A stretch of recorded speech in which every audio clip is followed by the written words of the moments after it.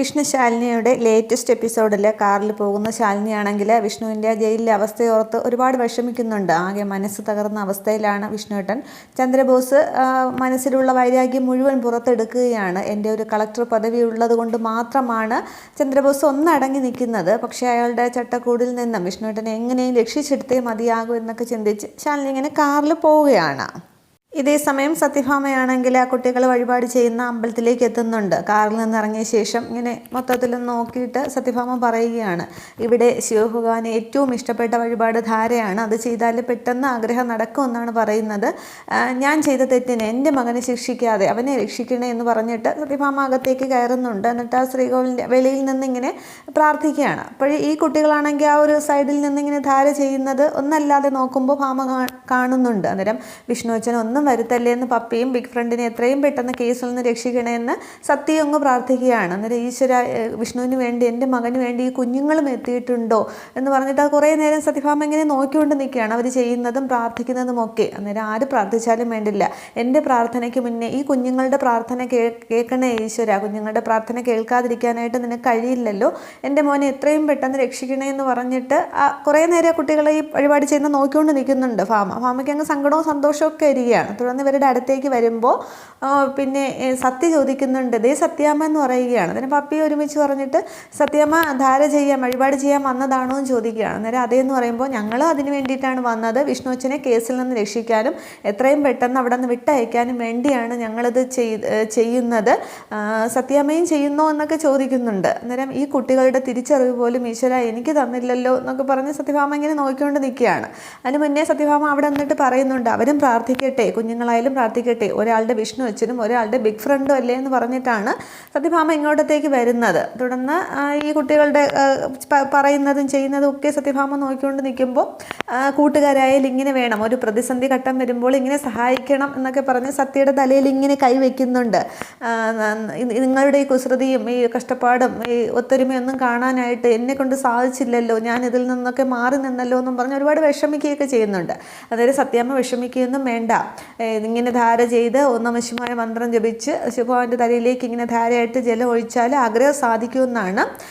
സത്യാമ്മ ചെയ്യുന്നുണ്ടോ എങ്കിൽ പിന്നെ സത്യാമ്മയ്ക്കുള്ള വെള്ളം ഞങ്ങൾ കോരിക്കൊണ്ടുവരാമെന്ന് സത്യം പറയുന്നുണ്ട്. അന്നേരം മക്കൾ കോരി ക്ഷീണിച്ചിരിക്കുകയല്ലേ, ഞാൻ എടുത്തോളാം എന്ന് പറയുകയാണ്. അന്നേരം അതൊന്നും സാരമില്ല, വിഷ്ണു അച്ഛന് വേണ്ടിയിട്ടല്ലേ, എത്ര കഠിനമുള്ളതായാലും ഞങ്ങൾ ചെയ്യാൻ തയ്യാറാണ് എന്നിങ്ങനെ ഈ കുട്ടികൾ രണ്ടുപേരും മാറി മാറി വിഷ്ണുവിന് വേണ്ടി പ്രാർത്ഥിക്കുകയും ഇങ്ങനെ ഓരോന്നോരോന്ന് ചെയ്യാൻ കൊച്ചുങ്ങളായിട്ട് പോലും അങ്ങനെയൊക്കെ പറയുമ്പോൾ സത്യഭാമയ്ക്ക് അങ്ങ് കണ്ണൊക്കെ നിറയുന്നുണ്ട്.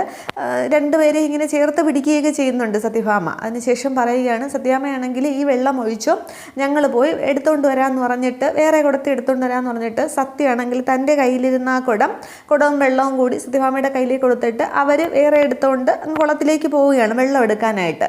അതേസമയം സത്യഭാമ അവിടെ നിന്ന് പ്രാർത്ഥിക്കുന്നുണ്ട്, ഈ കുഞ്ഞുങ്ങളുടെ തിരിച്ചറിവ് പോലും എനിക്ക് തന്നില്ല, ഞാൻ ഇതുവരെ ഏതോ ഒരു മൂഢലോകത്തായിരുന്നു, എൻ്റെ അഹങ്കാരവും വാശിയും കൊണ്ട് തന്നെയാണ് എൻ്റെ മകന് ഇങ്ങനൊരു സ്ഥിതി വന്നത്, ഞാൻ ചെയ്തതിൻ്റെ തെറ്റിൻ്റെ ഫലമായിട്ടാണ് അവനിപ്പോൾ അനുഭവിക്കുന്നത്, അവൻ എൻ്റെ മുഖത്ത് നോക്കിയില്ലെങ്കിലും എന്നോട് മിണ്ടിയില്ലെങ്കിലും സാരമില്ല, എൻ്റെ മകനല്ലാതാകുന്നില്ലല്ലോ ഈ ശിക്ഷയിൽ നിന്നും, അവനെ എങ്ങോട്ട് രക്ഷിക്കണേ, അവനെ ഇങ്ങനെ ശിക്ഷിക്കരുതേ എന്നൊക്കെ പറഞ്ഞിട്ട് സത്യഭാമ അങ്ങനെ കരഞ്ഞ് അവിടെ നിന്ന് പ്രാർത്ഥിച്ചുകൊണ്ടിരിക്കുകയാണ്. ഈ സമയത്ത് ഈ കുട്ടികൾ വീണ്ടും വെള്ളവുമായിട്ട് വരുന്നുണ്ട്. അന്നേരം സത്യാമ്മ ഇതുവരെ വെള്ളം ഒഴിച്ചില്ലേ, ഇങ്ങനെ പിന്നെ സമയം നിർത്താനായിട്ട് പാടില്ല, ശിവഭഗവാന്റെ ഈ തലയിലേക്ക് ഇങ്ങനെ ഓംനമഃശിവായ മന്ത്രം ഉരുപ്പിട്ട് ജലം തുടരെ ഒഴിച്ചുകൊണ്ടിരിക്കണം, തല തണുക്കും തോറും നമ്മുടെ ആഗ്രഹം പെട്ടെന്ന് സാധിക്കും എന്നൊക്കെ സത്യം പറയുകയാണ്. അന്നേരം സത്യഭാമ ഇത് നോക്കിക്കൊണ്ടിരിക്കുകയാണ്. അന്നേരമാണ് പറയുന്നത്, ഈ കുഞ്ഞുങ്ങളുടെ തിരിച്ചറിവ് പോലും എനിക്ക് തന്നില്ലല്ലോ ഈശ്വര. അന്നേരം സത്യമ്മ ഒഴിക്കുക, ഞങ്ങൾ സഹായിക്കാം എന്നൊക്കെ പറയുമ്പോൾ സത്യഭാമ പ്രാർത്ഥിച്ചുകൊണ്ട് അവിടെ ധാര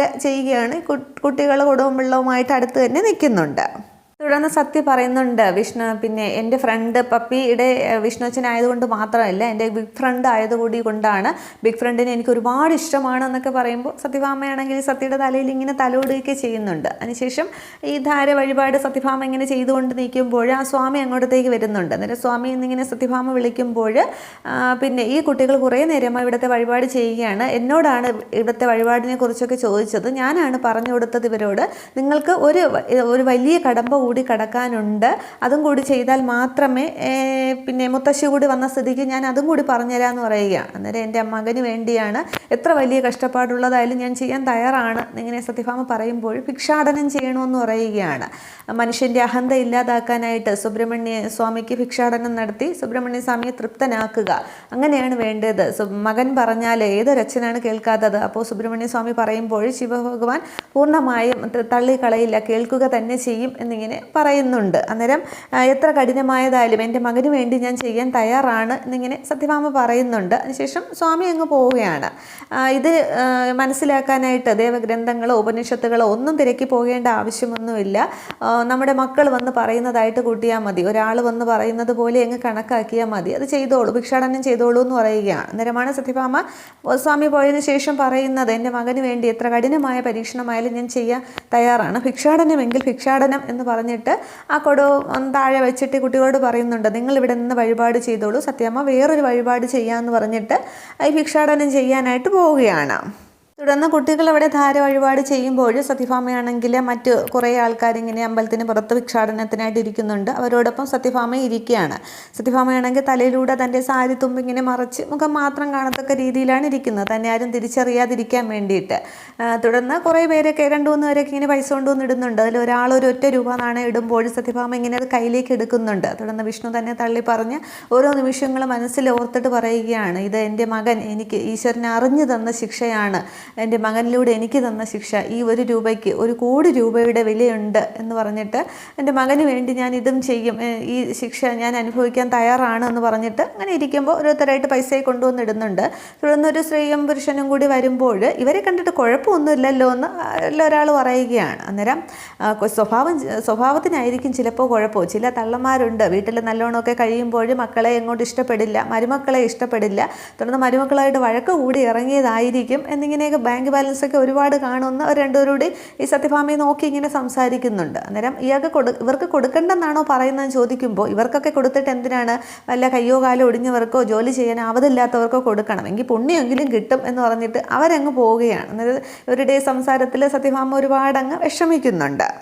ഈ സമയത്താണ് വസുമതി അങ്ങോട്ടത്തേക്ക് ഇങ്ങനെ നടന്നു വരുന്നത്. അന്നേരം സത്യഭാമ കാണുന്നുണ്ട്. അന്നേരം അയ്യോ വസുമതിയാണല്ലോ, എൻ്റെ അവസ്ഥ പറഞ്ഞാൽ വസുമതിക്ക് മനസ്സിലാവത്തുമില്ല, എന്നെ കണ്ടാൽ വസുമതി കഥ തീരുകയും ചെയ്തു, ഇനിയിപ്പോൾ എന്താ ചെയ്യുക, എഴുന്നേറ്റ് പോകാനും പറ്റില്ലല്ലോ എന്ന് പറഞ്ഞിട്ട് സത്യഭാമ ആ സാരി തുമ്പ് കൊണ്ട് ഒന്നുകൂടി മുഖം നന്നായിട്ട് അങ്ങ് മറയ്ക്കുകയാണ്.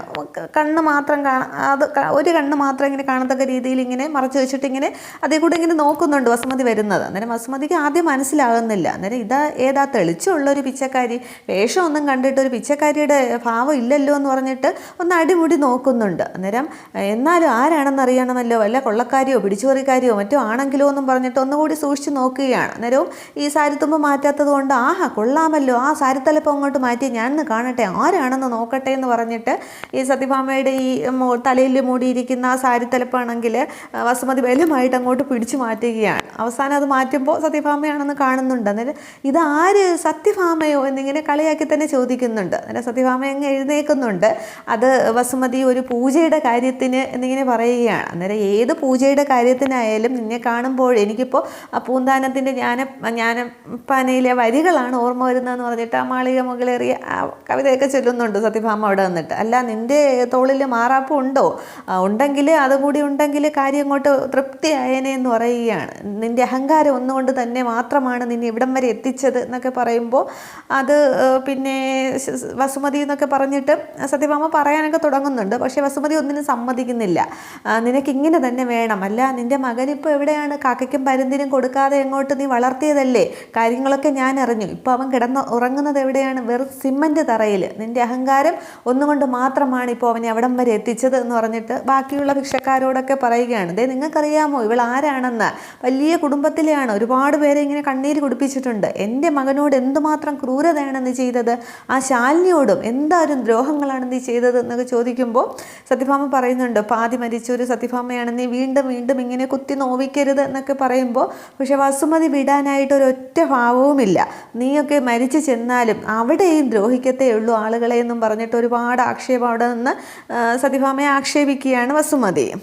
കാലൻ പോലും നിന്നെ കൊണ്ടുപോകില്ല, കാരണം കാലനും അറിയാം നീ ഒരു തലവേദനയായി മാറുമെന്ന് പറഞ്ഞിട്ട് സത്യഭാമയുടെ മുന്നിലിരിക്കുന്ന പിന്നെ ഇതിൽ പൈസ നോക്കുകയാണ്. അന്നേരം മറ്റുള്ളവരുടേക്കാൾ കുറവാണ് സത്യഭാമയുടെ ആ കൈലേസിൽ കിടക്കുന്ന പൈസ, തുണി വിരിച്ചിരിക്കുന്നതിൽ. അന്നേരം ഈ പണിക്ക് നിന്നെ കൊള്ളൂലല്ലോ സത്യാമ്മേ, പിന്നെ മക്കളും മരുമക്കളും ഒക്കെ ഉപേക്ഷിച്ചാലും വെള്ളം ഇറങ്ങാതെ ചാവാനാണ് നിൻ്റെ യോഗ്യം, അത് തെണ്ടി ജീവിക്കാൻ പോലും നിന്നെ കൊണ്ട് കഴിയില്ല എന്നിങ്ങനെ പറയുന്നുണ്ട്. നീ എൻ്റെ മകൻ എന്നിൽ നിന്നും പറിച്ചെടുത്തപ്പോൾ നീ ഓർക്കണമായിരുന്നു, നിൻ്റെ മകനെയും കാലം ഒരിക്കൽ നിന്നിൽ നിന്നും അകറ്റിക്കൊണ്ട് പോകുമെന്ന്. ഇനിയെങ്കിലും നീ ഒരു ദിവസമെങ്കിലും ഒരു മനുഷ്യസ്ത്രീയായിട്ട് ജീവിക്കാൻ നോക്ക് എന്നൊക്കെ പറയുന്നുണ്ട്. സത്യഭാമ ഒന്നും മിണ്ടാതെ നിൽക്കുകയാണ്. എന്നിട്ട് പറയുന്നുണ്ട്, പിന്നെ എന്തായാലും ഞാൻ വന്നതല്ലേ, എൻ്റെ മുന്നിൽ കൈനീട്ടുന്നവർക്ക് ഞാൻ ഭിക്ഷയൊക്കെ കൊടുക്കാറുണ്ട് എന്ന് പറഞ്ഞിട്ട് ഇങ്ങനെ പേസ് തുറക്കുന്നുണ്ട്. പക്ഷെ അതിൽ നോട്ട് മാത്രമാണ് കാണുന്നത്. എന്നിട്ട് പറയുകയാണ്, നീ ചെയ്ത തെറ്റൊന്നും ഈശ്വരൻ ഇതുവരെ ക്ഷമിച്ചില്ല, അല്ലെങ്കിൽ നിനക്ക് തരാനായിട്ട് എൻ്റെ കയ്യിൽ ചില്ലറ കാണുമല്ലോ, നിൻ്റെ ഈ പത്രാസും പിന്നെ വേഷമൊക്കെ കണ്ടിട്ട് നോട്ട് തരാനും എനിക്കൊട്ടും തോന്നുന്നില്ല എന്ന് പറഞ്ഞ് വസുമതി അങ്ങോട്ട് പോകാൻ തുടങ്ങുകയാണ്. അന്നേരം വസുമതി, ഇത് നീ ആരോടെങ്കിലും എന്നിങ്ങനെ പറയുമ്പോൾ അപ്പോഴും നിൻ്റെ ആഠ്യത്വം ഈ നാണക്കേടിലും ഈ ഒരവസ്ഥയിലെത്തിയിട്ടും നിൻ്റെ ഒരു ആഠ്യത്വം അഹങ്കാരവും നിന്നെ അങ്ങോട്ട് സമ്മതിക്കുന്നില്ല അല്ലേ? നീ ഇനി അടുത്ത തവണ ഞാൻ വരുമ്പോൾ നീ ഇവിടെ ഉണ്ടെങ്കിൽ നിനക്ക് ഭിക്ഷ ആയിട്ട് ഞാൻ ചില്ലറ ഉണ്ടെങ്കിൽ തരാം, നീ ഇത് സ്ഥിരം തൊഴിലൊന്നും ആക്കാനായിട്ട് പോകുന്നില്ലല്ലോ, എന്നാലും ഒന്ന് പഠിച്ചു വെച്ചിരിക്കുന്നത് നല്ലതാണ്, മക്കളും മരുമക്കളും ഒക്കെ അഴിച്ചിറക്കുമ്പോൾ എന്തെങ്കിലും ഒരു തൊഴിൽ ചെയ്ത് ജീവിക്കണമല്ലോ എന്നൊക്കെ പറഞ്ഞ് സത്യഭാമയെ ഒരുപാട് ആക്ഷേപിക്കുകയാണ്. എന്നിട്ട് വസുമതി പൈസ കൊടുക്കുന്നില്ല, ചില്ലറ ഇല്ലാത്തത് കൊണ്ട് കൊടുക്കുന്നുമില്ല.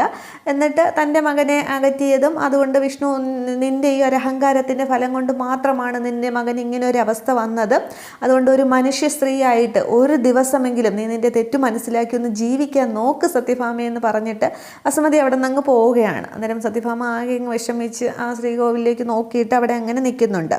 ഇത്രയും ആകുമ്പോൾ എപ്പിസോഡ് അവസാനിക്കുകയാണ്. അപ്പോൾ അതിന് ശേഷമാണ് ഇനിയിപ്പോൾ സത്യഭാമ അത്രയും ആ പൈസ ഭിക്ഷ അയച്ച പൈസ എല്ലാം കൊണ്ട് അവിടെ നിന്ന് ഇറങ്ങുമ്പോഴും സത്യഭാമയ്ക്ക് പ്രഷറിൻ്റെ ഒരു ചെറിയ ഏറ്റക്കുറച്ചിലുണ്ടാകുകയും അവിടെ തലയിറങ്ങി വീഴുകയൊക്കെ ചെയ്യും. അന്നേരം ശാലിനി വരും, വസുമതി അന്നേരവും അവിടെ ഓടിക്കൂടുകയൊക്കെ ചെയ്യും. പിന്നീട് കുട്ടികളും ഒക്കെ വരുന്നു, അങ്ങനെ ഒരു സീനാണ്. പിന്നീട് വിഷ്ണുവിനെ പിന്നെ ജാമ്യത്തിന് ഇറക്കാനുള്ള തെളിവ് ശാലിനിക്ക് ലഭിക്കുകയൊക്കെ ചെയ്യും. അതൊക്കെ അടുത്ത എപ്പിസോഡുകളിൽ കാണാം. വീഡിയോ ഇഷ്ടമായാലും എല്ലാവരും ഒന്ന് ലൈക്ക് ചെയ്ത് സപ്പോർട്ട് ചെയ്യുക. Okay, thank you.